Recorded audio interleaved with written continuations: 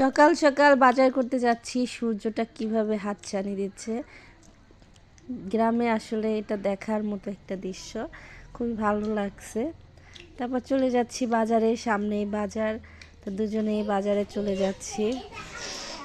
আমাদের বাসা থেকে বাজার বেশি দূর না, ওই যে সামনেই হচ্ছে দেখা যাচ্ছে বাহার মোড় বলে এটা। এখানে হচ্ছে সকালে আর বিকালে বাজার পাওয়া যায়।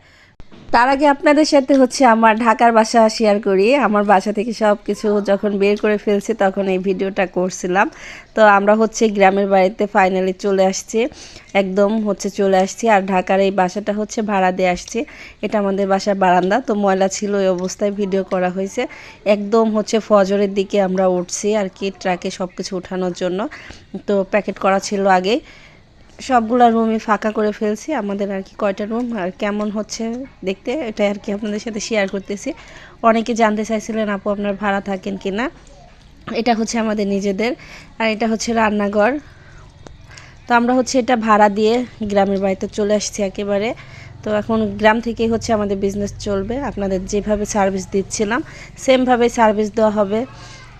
তো এখানে হচ্ছে আমাদের অল্প কিছু মাল রাখা আছে, নেওয়া হয় না এখনও। তো আর সব কিছুই হচ্ছে নিয়ে গেছে, নিচে নামানো হয়ে গেছে। এখানে কিছু মাল হচ্ছে নেওয়া হয় নাই।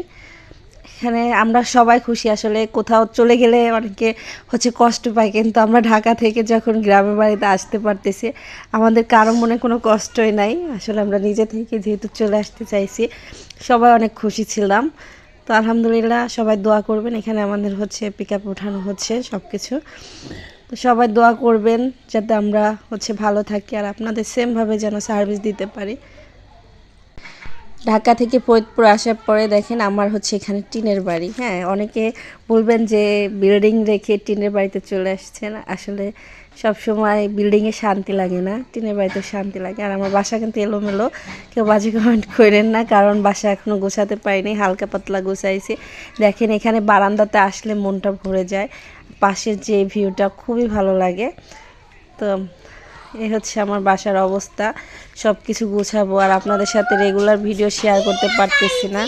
আমরা আর কি এসে হালকা পাতলা গোছায় রাত্রে ওইভাবে ঘুমাই গেছিলাম, কারণ আসরের পরে হচ্ছে সন্ধ্যার আগে আর কি ধরতে গেলে আমরা এসে পৌঁছাইছি।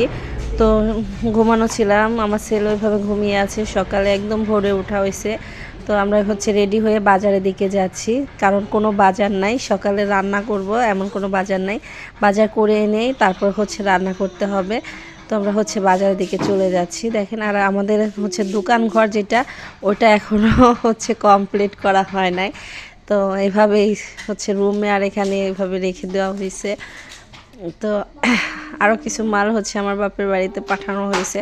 যেহেতু আবারও আপনাদের সাথে রেগুলার ভিডিও যাবে মাশাআল্লাহ শপিং থেকে এবং বিডি আনিশা ফ্যাশন থেকে। বিডি আনিশা ফ্যাশনে আপনারা ব্লগ ভিডিও দেখতে পারবেন কিছু, এবং হচ্ছে থ্রি পিসের ভিডিও। আর মাশাআল্লাহ শপিংয়ে শুধু হচ্ছে আপনার থ্রি পিসের ভিডিও এবং ভয়েস কালেকশন, লেডিস কালেকশন সব কিছু দেখতে পারবেন।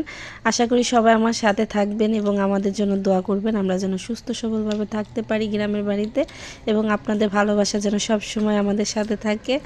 সবাই ভালো থাকবেন, সবার জন্য দোয়া রইল, আর আমাদের জন্য দোয়া করবেন। আল্লাহ হাফেজ।